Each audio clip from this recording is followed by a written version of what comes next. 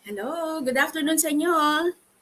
Okay, panibagong week na naman tayo, no? Medyo napapansin niyo po wala si Tutor Kevin. Medyo nakakailangan, medyo wala si Tutor Kevin. Pero syempre pa, kahit wala si Tutor Kevin ay talaga namang dapat ituloy natin ang pagkatuto, hindi ba? Siya ngayon ay nagdidirect ng ating show, kaya naman nandyan lang siya sa likod at nakikinig. Pero bago yan, tayo ngayon ay napapanood ng live mula sa DepEd Ito Live page na FB official page ng DepEd Ito Live. At binabati ko lahat ng ating mga learners. Siyempre pa, nandyan ang aking Malabon National High School. Ayan, siyempre talaga namang lagi nakatutok yan. At ang Diamantina National High School, nandyan din na kanina pa nakikita ko, no, bumabati. Okay? Ayan. Binabati si Tutor Kevin ng taga Virgin de las Flores High School. Ayan. So, hello po sa inyo. Ayan. So, last time, yan. Okay. Andiyan ang aking PowerPoint presentation. Last time, diniscuss namin ni Tutor Kevin. Hello, Tutor Kevin. Ayan, picture na lang nakikita natin ni Tutor Kevin. Tutor Kevin, no, last time, diniscuss namin dalawa ni Tutor Kevin yung volcanoes. Inumpisahan na namin ng volcanoes last time. Okay, diniscuss namin sa inyo. Okay, na ito ay, pwedeng hills, mountains na may crater. Okay? So, diniscuss din namin sa inyo yung structure ng volcano wherein, diniscuss namin yung volcanic bomb, si Tutor Kevin, the secondary cones, the main vent, okay, secondary or parasitic cones, no?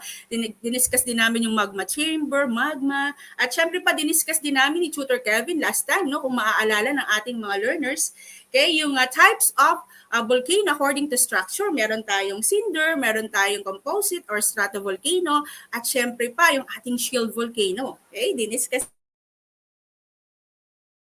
namin yan ni Tutor Kevin. Yung types of volcano according to or based on activities, which is yung active, inactive, tsaka potentially active, okay, volcanoes. Ayan, diniscuss namin yan ni Tutor Kevin. Yung classification na yun, galing yun sa ating PBOX, no? And also, diniscuss din namin ni Tutor Kevin yung mga types of volcanic eruptions, hindi ba? Diniscuss namin yung phreatic, phreatomagmatic, strombolian, volcanian, and plinian. Ayan, na-discuss namin yan lahat. And also, bago ako tumungo dun sa ating lesson, no, baka kasi makalimutan, syempre kailangan na i-refresh muna natin yung kanilang i-freshen up muna natin ang kanilang minds. Okay? So, diniscuss din namin ni Tutor Kevin last time yung mga impending. Okay, di ba? Tungkol dito sa, ayun nga, bago sumabog yung vulkan, hindi ba? Meron tayong mga signs, alright? So, syempre, nandiyan na yung volcanic tremors. Ayan, so yan yung pinaka-importanting sign kapag may volcanic tremors na, naku, sigurado na, tapos nagsuswell na yung grounds. Obviously, naku, paputok na yung vulkan yan, okay? So, kaya ngayon, itutuloy lang natin yung discussion about volcano. Okay, so ayan, bago ko ituloy hello muna sa ating mga viewers ngayon. Maraming salamat sa patuloy na pag-suporta kay teachers, learners, okay?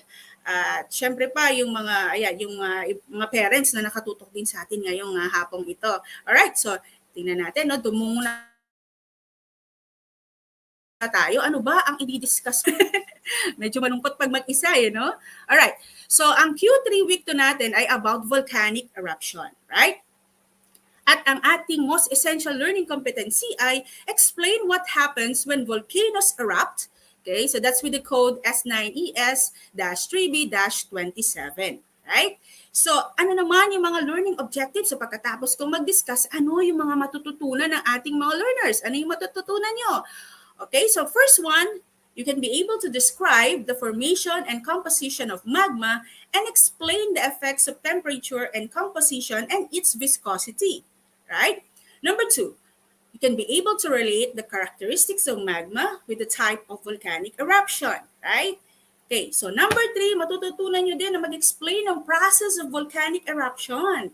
And lastly, okay, you can be able to enumerate the material emissions of volcano and describe the effects of material emissions from volcanoes to humans and other living things. Alright? So, after kong maibigay sa inyo lahat ng mga matututunan nyo ngayong araw. Alam kong super excited na lahat ng ating mga learners. Kaya tumungo muna tayo. Tingnan natin kung may prior knowledge kayo dito sa ating quarter 3, week 2. Okay? So tingnan natin kung meron prior knowledge with this one. So let's start with the pre-assessment. So the first question is, all right, which serves as the driving force that causes magma to explode to the surface. Right? So, ayan na, malinaw yung ating question na. Okay. So, which serve as a driving force that causes magma to explode to the surface? Is it A, the gravity in the core? Ready na yung chat box, ha? A, the gravity in the core. B, the mass of the magma. Is it C, the silica in the magma? Or is it D, the dissolved gases trapped in the magma? Answer mo, show mo. Hello sa mga taga-Gafford High School. Ayan, hello, Jonna Eden. Ayan, nanonood siya. And of course, ayan, marami tayong from Adventure at ang advisor niya lagi ring nakatutok si Ma'am Sharian Lim at binabati ko si Mara no ng taga Potrero National High School at si MJ syempre po ng taga Malabo National High School. Nakatutok din sila sa atin ngayong araw. Ayan. Alright. Ayan ako, ang dami nating mga viewers, no? Tingnan natin. Right. So sabi ni Rebecca, letter D. Sabi ni Ermeline, letter D. Sabi ni Zach, letter D. Okay. So ano nga ba ang tamang sagot here? So tingnan natin. Letter D nga ba? Yes, you're correct. The dissolved gases trapped in the magma. Right. Ang galing ng ating mga learners. May advanced knowledge na, no? Let's proceed with question number 2. Alright. So question number 2 is, what characteristics of magma can create explosive eruptions? Right? So here are the choices. Is it A, high gas content and high viscosity? Is it B, low gas content and low viscosity? Is it C, high gas content and low viscosity? Or is it D, low gas content and high viscosity? Answer mo, show mo. Ayan, tingnan natin kung alam din ito ng ating mga learners. Ayan, tingnan natin, no? Medyo delay lang ng konti. Pero syempre, gusto kong makita ang kanilang mga sagot dito. Ayan, so ayan, sabi ni J. Belin de la Cruz, letter D daw. Okay, so tama kaya si J. Belin. Okay, so ayun kaya ang characteristics ng magma na kung saan ito ay explosive talaga. Sabi ni Elisha, it should be letter C daw. Right, so sino kaya sa kanila ang tama? Alright, so the correct answer to number 2 is letter A. Should be and high viscosity. Okay, so later malalaman nyo, no, kung bakit yan ang tamang sagot. Now, let's proceed with question number 3. Alright, which type of volcano ejects a basaltic magma? Ayan, so alin daw kaya dito sa mga ito ang nag-eject ng basaltic magma? Is it A, cinder cone? Is it B, composite? Is it C, shield? Or D, stratovolcano? It's actually composite or strato. Alright, so answer mo, show mo. Tignan natin. Alright. Okay. So, sabi ni Princess, ang bilis ni Princess, letter A daw. Okay, ang bilis ni Princess sumagot, ha. Okay, so ayan, tingnan natin kung tama nga ba siya. Ano nga ba ang tamang sagot dito? Ano ba? Ang sabi ni Zach, letter C. Alright, so the correct answer to this is letter B, composite. Right? So now, let's proceed with question number 4. Okay, tingnan natin baka ito tamang-tama na yung ating mga learners with this one. Alright, water vapor is one of the dissolved gases released by erupting volcano. It is present in large amounts and is considered harmless. When will it become harmful to the living things and environment? Alright, so here are your choices. Okay, so tingnan natin learners, i-ready ang chat box. Is it A, when it is in the lower atmosphere? Is it B, when it is in the middle atmosphere? Is it letter C, when it is in the upper atmosphere? Or is it letter D, when it combines with other dissolved gases? Ano kaya ang tamang sagot dito? Answer mo, show mo. Is it letter A, B, C, or D? Ayan, learners, tingnan natin, no? Kung tatama ang ating learners sa number 4. Ayan, ang Gafford High School. Nandiyan ang Gafford, right? So, tingnan natin kung tama ang sagot, ha? Tingnan natin. Ayan, nagsasagot na sila. Ayan, sabi ni Zach, sabi ni Francesca, letter D. Shalene, letter D. Si Rebecca, letter D din. Ano kaya ang tamang sagot dito? Alright? Is letter D. Okay, tama sila. When it combines with other dissolved gases. Alright? Very good, learners, ha? Galing nyo. Let's proceed with the last one. What should be the amount of temperature and pressure during magma formation? Okay? So, here are your choices. So, yung choices, medyo tutor bandong haba ng choices, ha? Okay, letter A, high temperature and high pressure. Letter B, is it low temperature and low pressure? Letter C, is it high temperature and low pressure? Or is it D, high pressure and low temperature? Ang bilis ni Tamika na yan. Ano, Heya? Okay, letter D daw, sabi ni Tamika. Ayan, tingnan natin kung yun nga bang tamang sagot. Sabi ni Francesca, no, it should be letter A. Aba, ayan, nagdedebate sila, no, kung alin dyan. Okay, tingnan natin, ano nga ba ang tamang sagot? Ayan. So, ayan, meron tayong viewers from Pulong Buhangin National High School. Hello sa inyo dyan. From Pulong Buhangin National High School. Ayan. Okay. So, letter A daw sabi ni Charlize. Okay. So, the correct answer to this is yes. Tama si Charlize. Letter A, high temperature and high pressure. Ayan. Ako. Galing ng ating mga learners, no? Parang sa pre-assessment pa lang ay naka-perfect na yung iba. Alright, let's proceed. Siguro mamaya sa quiz talaga na mga lalong perfect ang ating mga learners. Let's proceed now with our discussion. Alright? So I have here what's in. Ano ba yung nakikita natin? No? It's Olympus Mons. Okay, so syempre itong Olympus Mons on Mars, syempre may volcano pala sa Mars, no? At ang tawag ay Olympus Mons. 27 kilometer ang taas niya. Okay, almost 3 times the height of Mount Everest and more than twice the height of Mauna Kea. Okay, so ganoon siya kataas. Kaya nga halos maabot na nito ang kanyang atmosphere, no? Itong Olympus Mons. At ito ay volcano sa Mars. Right? So that is our amazing fact. Okay, so alam ko yung iba medyo familiar na with this one. Okay, so we can now proceed with this one. So dito naman tayo sa ating sariling atin. Okay, so facts naman tayo about Taal Volcano. Okay, so ito ay dinadayo, no, karamihan sa ating mga learners, teachers, madalas sa, lalo ngayon, ano, na medyo pa-summer na, madalas nakikita na natin sila sa Batangas, di ba? So, ito, ano naman ang meron sa Taal Volcano? So, yung location niya, obviously, is in Batangas, okay, Taal. So, the status is considered to be the second most active volcano, actually. Okay, so ito ay most active volcano, second to the most active volcano. And then we have, ito, yung feature niya ay meron siyang caldera, okay? So, lake within a lake. Okay, so that's the feature. And then, kaya nga ito ay considered to be second to the most active. Definitely, ito ay may kinalaman sa kanyang eruption, di ba? So, recently, nag-erupt ito nitong January 12, 2020 lang, nung medyo umuusbong na, no, yung COVID-19. Okay, medyo meron na tayong knowledge about this COVID-19 na kumakalat. Ito namang bulkan ay nag-aalboroto that time. Okay, noong January 12, 2020 at nag-end ito noong January 2020 din. Okay, so few days lamang. And then yung type of eruption niya ay phreatomagmatic. Okay? So ayan ang ating facts about Taal Volcano. Ayan, nandiyan na ang ating mga viewers from Santa Lucia National High School. Hello sa inyo dyan. Okay, siyempre ang Alibadabad National High School. Thank you so much. Okay? Ang ating mga learners teachers from Alibadabad National High School. Okay? Ayan si Ma'am Renalyn Talosig. Hello, Ma'am Ren. Okay, yun ang kanilang teacher. Maraming salamat sa iyong support, Ma'am Ren. Thank you so much. Okay, so let's proceed now with our discussion. Ayan.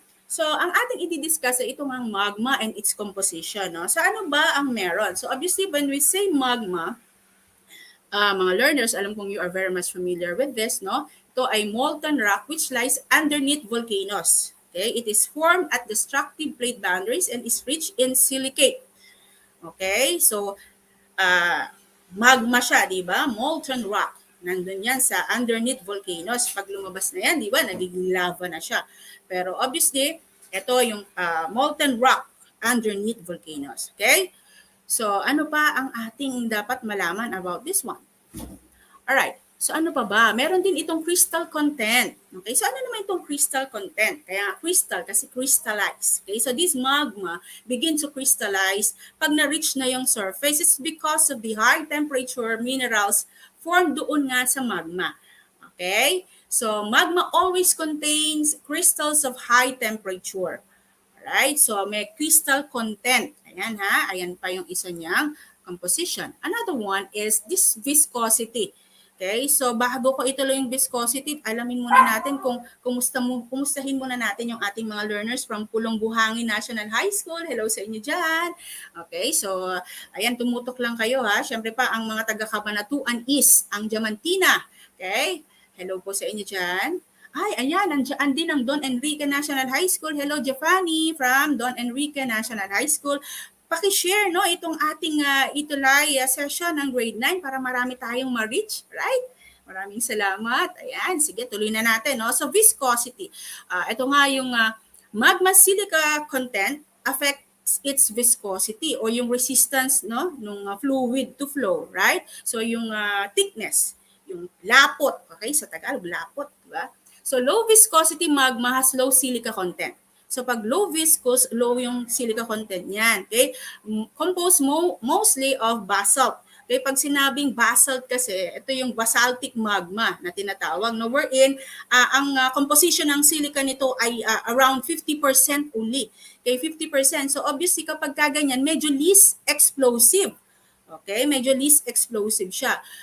While magma with rhyolite, okay, so itong rhyolite naman, okay, or rhyolitic magma, ito ay medyo high eh.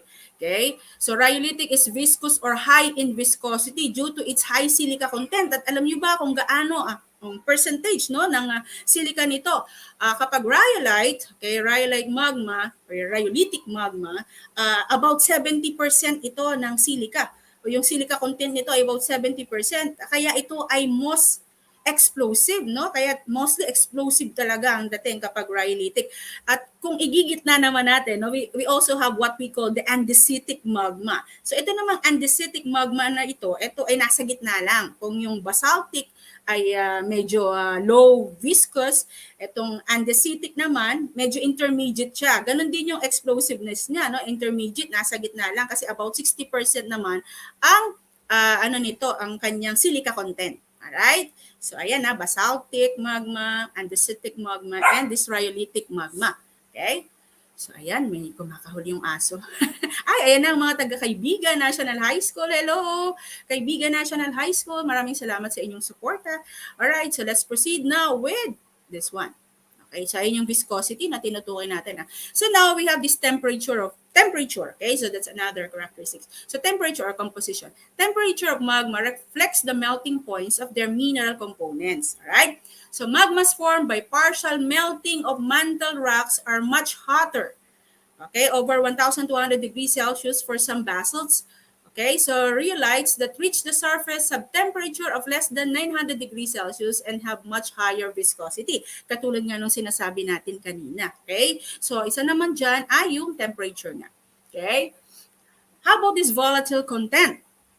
Okay, so pag volatile, so obviously medyo alam natin na involved dito yung gas, ano? So contains small amounts of dissolved gas. Okay, so water bite, etc. So, okay, which is released as pressure is removed.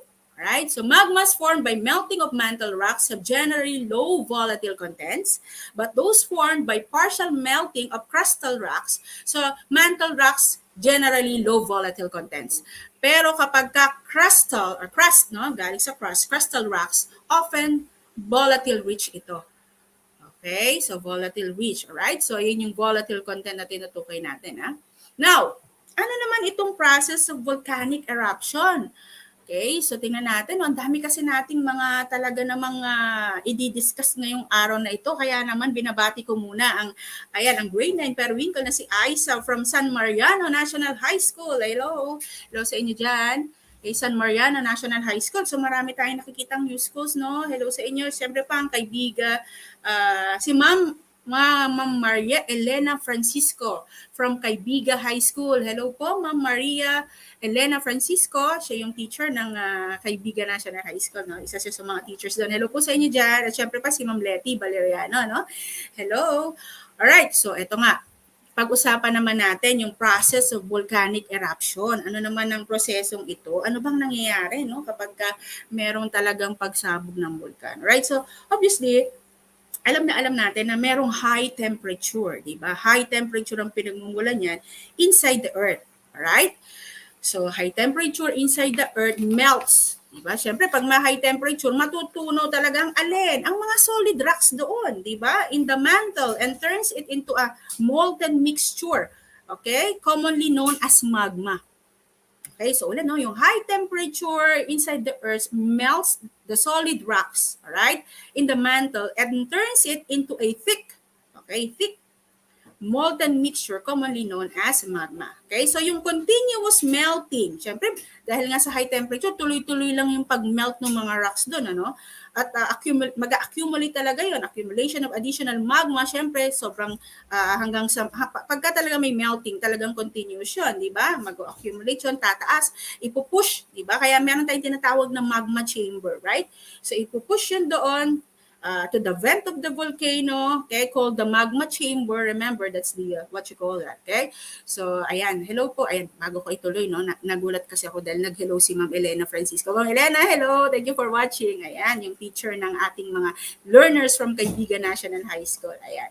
And syempre pa from Alibadabad National High School. Ayan. So, ayun nga, ituloy natin, no? So, meron ng pinush na. Ipinush na, no? Yung, dahil sobrang nadami na ng na-melt na rock, no? So, na-push na doon sa magma chamber natin. So, magma continuously dissolved. Alam ba, yung magma, no, it contains dissolved gases. Okay, so mostly water vapor.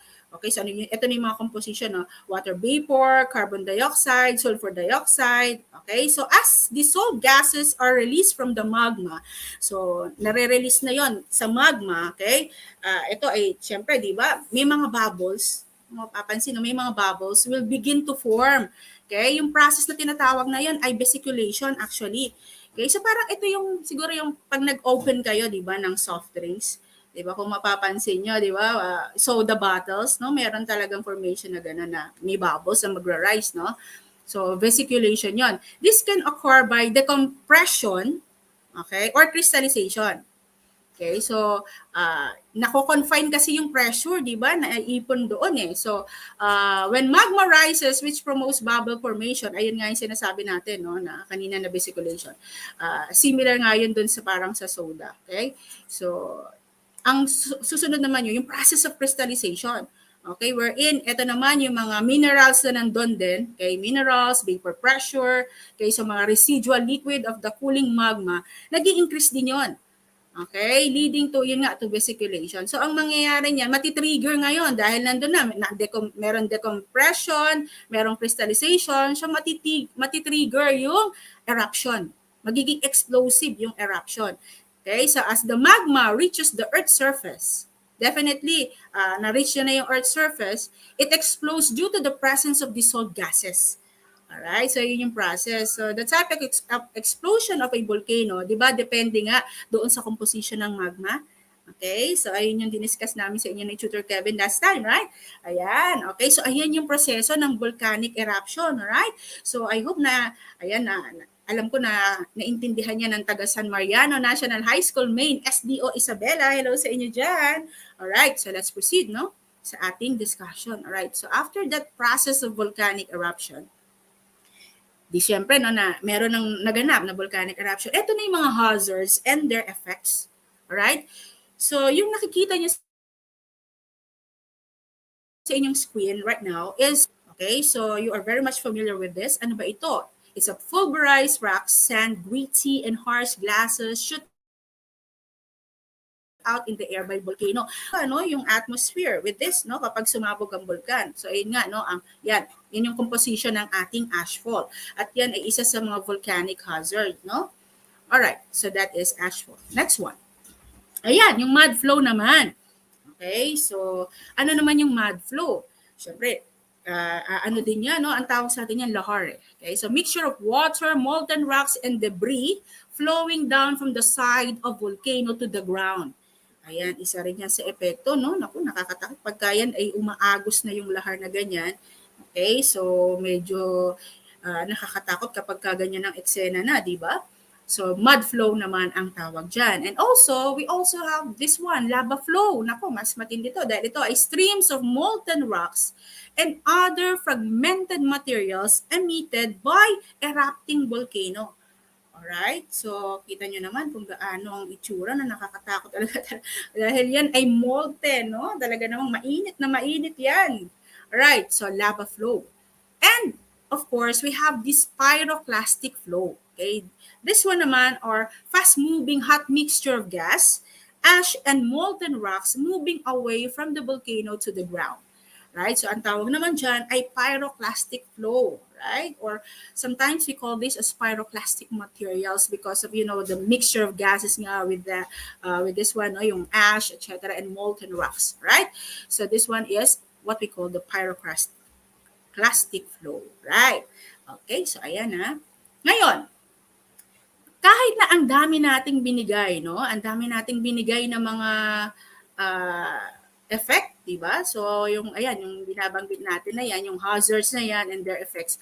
Bakit kaya kahit sa kabila ng mga yan, bakit kaya may mga tao pa rin gustong manirahan near the volcanoes? Okay, so maraming salamat nga pala kay Ma'am Elisa Christy K. L. Murillo, ang ating writer for this module, no? Okay, so sa kanya din galing yung illustration na yan. Alright, ayan. Hello po from Tala High School. Okay, so bakit nga ba? Pilit pa rin na, kumbaga gusto pa rin nilang manirahan near volcanoes. It's because the first one there, volcanic ash produces very fertile soil, okay, ideal for farming. Nako, okay. Talaga namang napaka-ideal. Talagang lahat ng itanim mo doon ay tutubo. Ganon ka-fertile yung soil doon, no? Kapag kaganyan. Tapos, syempre pa, makikita mo medyo mapula yung lupa kasi yun yung ideal. Fertile na fertile daw yung soil kapag medyo mapula siya. At kapag naghagis ka lang ng kahit ano doon, talaga namang tutubo. Okay? So, isa yan sa mga reasons.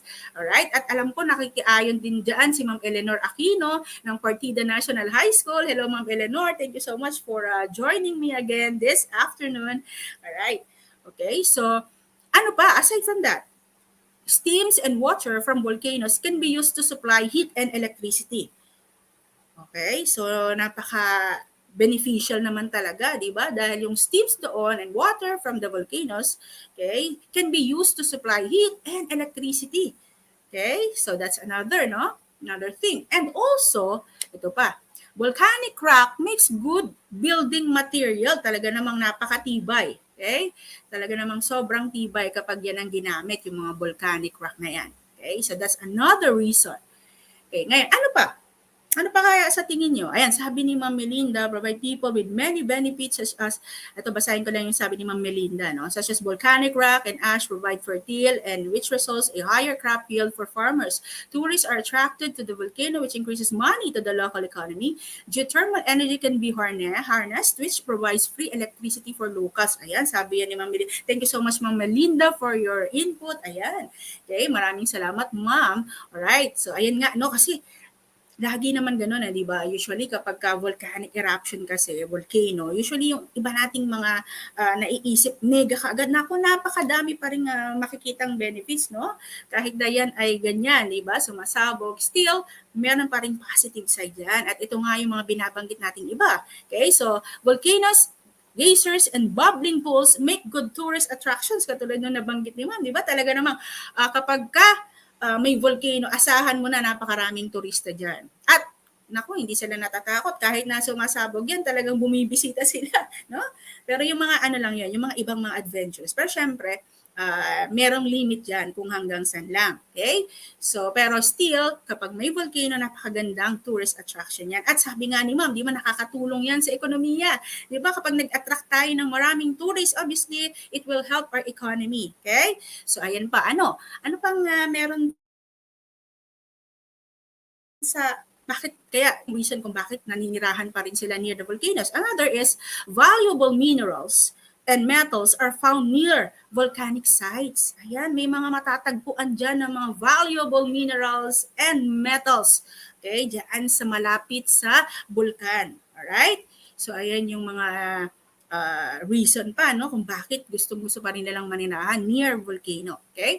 Another, last thing. We have this land is inexpensive. Obviously, lagi naman, di ba? If we are looking for land, we always we always look for the cheapest, di ba? Yun tayo sa medyo inexpensive. Okay? Pero available at readily available talaga for development. Okay? So, ayan yung mga reasons why do people live near volcanoes. Ayan. Hello sa iyo, Mark Benedict from Tala High School. Alright. Ayan, sabi ni Ermeline, because Geothermal energy can be harnessed by using the steam from underground, which has been heated by the Earth's magma. Yes, Emeline, you are correct on that. Actually, that will be our discussion next week. Okay? So, pag-aaralatin natin yung geothermal energy na tinutukoy mo. Alright? So, now let's proceed with this one. Right? So, medyo mainit ngayon, ha? Okay, so let's proceed with the next one. Okay. So what to do before, during, ayan, ako, thank you so much, Sir MJ Ham of Malabon National High School sa pagbibigay sa akin ng hangin. What to do before, during, and after a volcanic eruption. Ayan. Dito muna tayo sa before. I know, most of you are familiar with this already. So ano bang gagawin before a volcanic eruption? So obviously, the first one is to know the facts about volcanoes in your area. Okay, so if you are living already near volcano. So definitely, you are very much aware doon. Okay? Yung danger zones and history of eruptions. You should know that. Okay? Next one is know the location of designated evacuation site. Okay, so definitely there is a particular evacuation site that depends on your place, di ba? Kung saan kayo nakatira. Okay? So, kung saan kayong, let's say for example, barangay. Okay? So, yung barangay ganito, dito kayo. Barangay 2, dito kayo sa lugar na to. So, alamin nyo dapat yun. Next one is to listen to the announcement of your authorities. It's important to listen to the announcement of your authorities. Dapat sinusunod natin ang ating mga local government unit. Alright? So next one is to stock. Ito, napakahalaga nito. Kailangan lagi kayong ready. Meron kayong stock na clean and safe drinking water and other food supplies. Remember, hindi natin kasi alam kung gaano katindi, di ba, ang magyayaring pagsabog. So dapat kayo ay nakahanda kung ano man. Right? Next one. How about during the eruption? So, pag pumuputok na yung vulkan, you should stay inside your home and keep doors and windows closed. Depends, di ba? Siyempre kung kayo ay malapit, naka-evacuate na kayo noon. Pero if not naman, medyo malayo, so dapat kayo ay mag-stay inside your homes and keep doors and windows closed. Okay? So next one is to secure water and food supplies dahil hindi mo alam kung hanggang kailan siya uhupa, no? So dapat meron kang water and food supplies. Third one is, if possible, you should be wearing masks, goggles, face shield if you need to go out, right? And then, do not go near the danger zones. Obviously, you know that, no? Na hindi ka talaga dapat magkukross. So, nakalagay naman doon meron naman mga signs doon right? So next one is to listen to the news via television or radio devices. Okay, it's important that you are updated with what's happening around you. Okay, next one is obey the evacuation orders of the authorities. Napakahalaga nun, huwag matigas ang ulo. Sumunod tayo sa ating mga local government unit or dun sa mga namamahala sa atin dyan sa lugar. Dahil yun ay para sa ating kaligtasan. Alright? Next one. Ayan. Paano naman pag after? Okay? So, bago ko basahin yan, tingnan ko muna ang ating mga learners kung ayan pa, nakatutok pa ang Butad National High School si Kyla. Nakatutok pa sa atin si Kyla. Alright. So, kapag after naman ng volcanic eruption, right? So, kailangan i-assess mo naman yung situation. Safe na ba akong lumabas? Okay? So, pwede na ba akong lumabas? So, yun yung kailangan mong i-assess, no? Check the perimeter of your house for any possible damage. Baka mamaya kasi, syempre, di ba, may mga tremors yan, o baka may crack, di ba? Usually, may volcanic tremors So, baka nagka-crack na yung mga bahay mo. I-check mo yon kung ano bang meron, ano bang pinsala ang inabot. Right? Next one is to clean and remove the volcanic ashes. Obviously, naku, matatabunan niya ng mga puti, no? Ng mga ashes sa roof mo, gutters, pati windows mo. Be sure na i-clean mo yon, no? I-alis mo yon.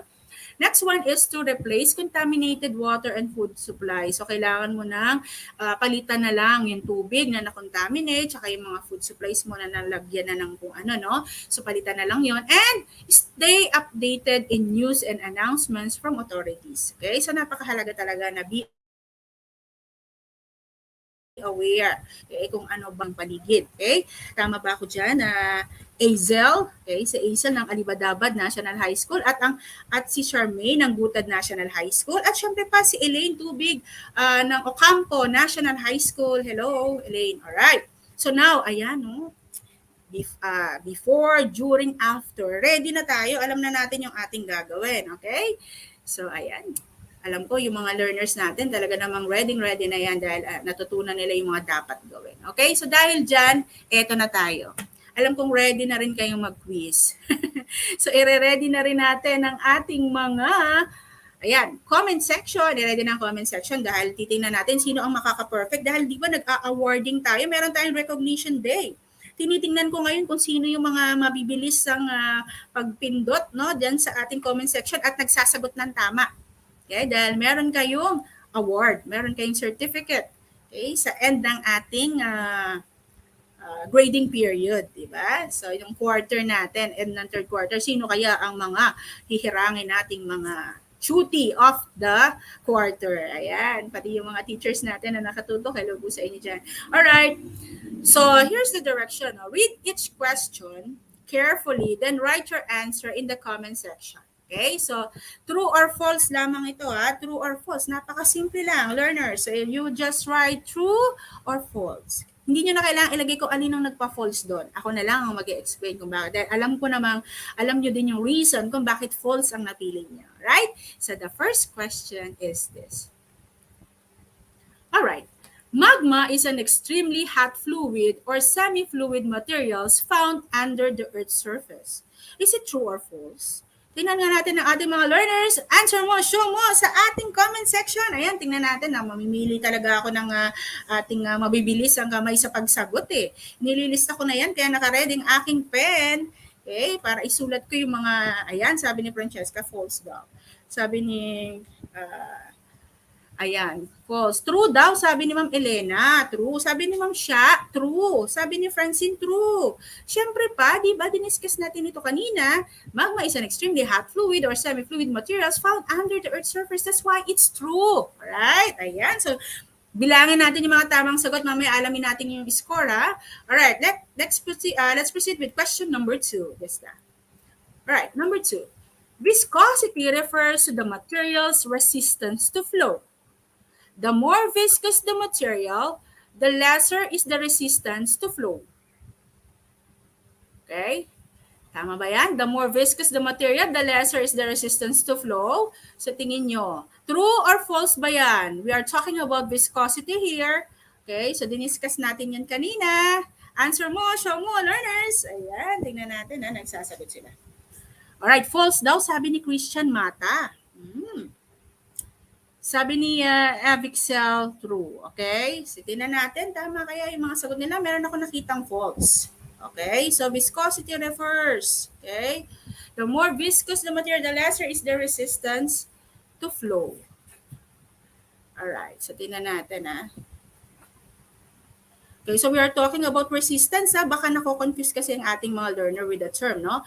Actually, it is false kasi hindi siya lesser, di ba? Greater ang resistance niya to flow kapag viscous, di ba? Kasi nga makapal siya, thick siya.